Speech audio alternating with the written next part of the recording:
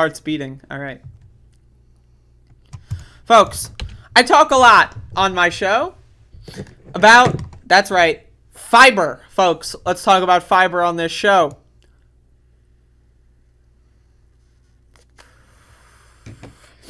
Eight high fiber foods the longest living people on the planet eat. Why do you think they're the longest living people?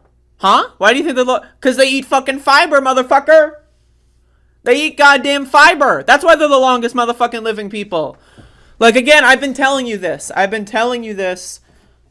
Like, for years. I mean, years at this point, I've been blabbing about fiber.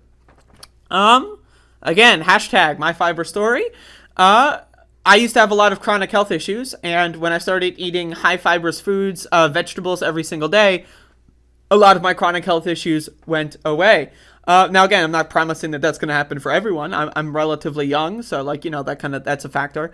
But again, like, 95% of Americans do not meet the minimum daily recommended dose of fiber, or you know, like, I think the USDA guidelines or whatever it is say you should eat 25 grams of fiber a day. Personally, my personal opinion, I think you should be eating 30 to 40 minimum per day. That's my opinion, my personal opinion. But either way, 95% of Americans get less than 25 grams of fiber per day. Now, you might be wondering, what's fiber? Vegetables. 95% of Americans don't know how to eat vegetables, and that's a problem. Now, again, a lot of people get upset when I criticize people's diets, but I don't want to go into that huge diatribe there. I've made other videos about that. Or if you want to reach out to me, you know, I'm a poor person too, so it's not, you know, I'm not rich, you know, but there's a lot of myths about eating well. And why do those myths exist? It's to keep you eating poorly and to keep you complacent with killing yourself, because that's what bad food does to you. It's suicide just over a long period of time. It's like smoking cigarettes. But anyway, let's read this article here, because this is extremely important information, because your health is the most important aspect of your life. You got to live, folks. You got to live healthy. Be a good motherfucking, like, think about it. 95% of Americans don't eat fucking fiber. How cool would it go around and say, like, yeah, I'm in the top 5 percentile of Americans when it comes to health? You wonder why there's so poor health outcomes in this country? It's because 95% of these motherfuckers don't eat vegetables. Eat your goddamn peas. Eat your goddamn broccoli. But anyway, let's keep going. If you want to live a long, healthy life, there's good evidence that getting enough fiber is key. Foods rich in fiber, including plenty of carbohydrates, are featured prominently in diets in the blue zones, areas of the world where people live the longest, healthiest lives, according to research.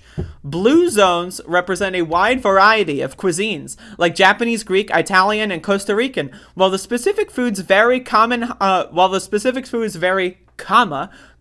fiber food groups like beans, nuts, whole grains, herbs, and green veggies make up the backbone of the blue zone diets. Now, again, this is something that needs to be understood, right?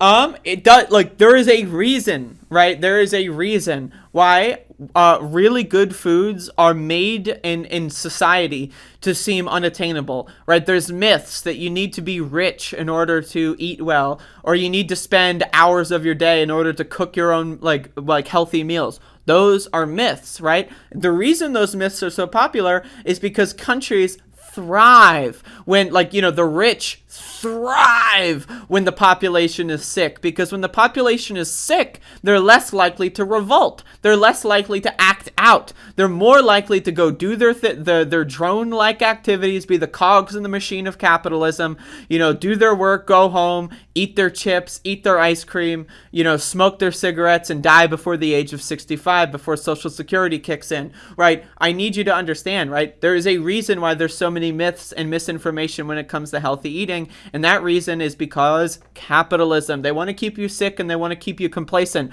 When your body is sick, when you don't have the proper nutrients you need, your brain literally functions at a lower rate. There have been studies that have been done that people score higher on IQ tests if they have more healthy meals. If they eat more, people that are frequently hungry will score lower on IQ tests. How does that happen? It's because, again, your health is, like, your brain is an organ. If your liver isn't performing so well, if your lungs aren't performing so well, your brain's probably not going to be at peak performance. So eating well helps you live longer, not just in the physical sense, but it helps you live a very healthy, fruitful life in the mental sense. You're sharper, you're smarter, you're more logical, you're more rational, you can think things through more quickly. And again, there's a reason why countries like the United States of America do not want their population to be healthy. It's because they thrive on keeping us sick so they can sell us drugs and they can sell us these pain products. They can sell us this garbage and they can sell us the food itself that's causing these problems. It's all capitalistic behavior. And again, you can break free of that. It's very, very possible. And that's one of my goals. But anyway, let's keep reading. Research suggests getting enough fiber is important for digestive health, stable blood sugar, and prevention of chronic illnesses like heart disease and cancer. Foods rich in fiber can also help with weight loss by keeping you full after eating. To reap the benefits, the FDA recommends consuming around 28 grams of fiber per day, or between 21 to 38 grams depending on your overall calorie needs. So 28 grams, 21 is the minimum end of that. And again, that's the study. 95% don't reach the minimum. It's incredible. It's fucking incredible. Start adding more fiber to your diet by incorporating blue zone staples from cabbage and kale to bread and oatmeal. Nuts and seeds. Nuts and seeds have a bad reputation in the diet world for having a high calorie density. It's just a handful packing up to 200 calories, but they also provide a wealth of nutrients including plenty of fiber. I'm a huge fan of nuts. Beans are my staple. I try to eat beans every single day. This looks like an egg right here. Chickpeas, absolutely phenomenal. Beans are just, beans are great. Like, I mean, it's just, like, beans are gonna fucking do what you need.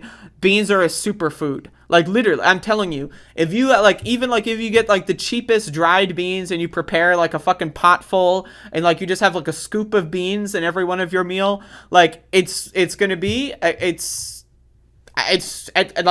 just good. I love beans. Cruciferous vegetables like broccoli and cabbage. Broccoli is fantastic.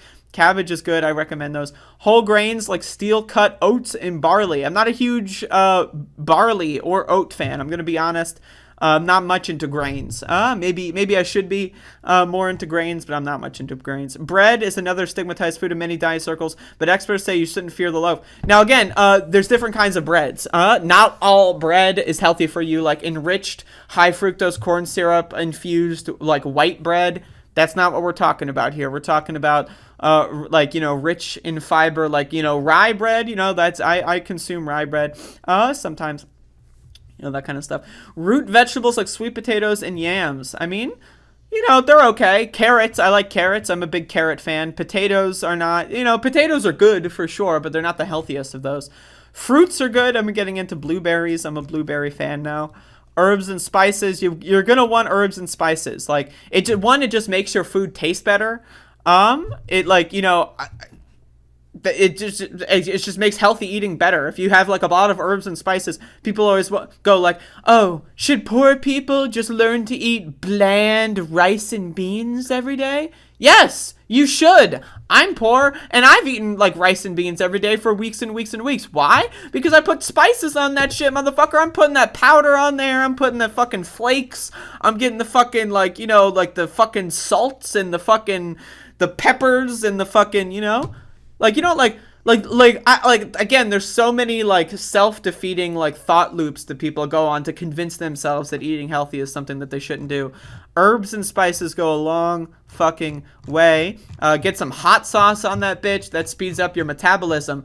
Capsaicin, the main ingredient that makes hot sauce hot, speeds up your fucking metabolism. 88% of Americans also have a form of metabolic syndrome, which is basically a fancy way to say they've got a really slow metabolism. You know how everyone was telling you in your childhood, oh, you've just got a slow metabolism.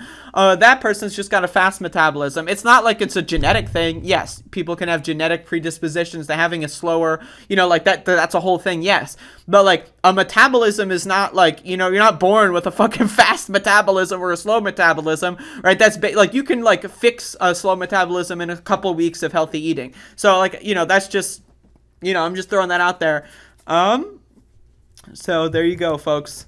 Get that shit, eat healthy. I'm going to be doing a cooking show at some point in the next, like by March is what I wanted to have, like March 1st is my deadline for the first episode of my newer cooking show. So I'm going to get into that. And so just throwing that out there. So eat healthy. And if you're poor, I'm going to help you learn. So that's my goal.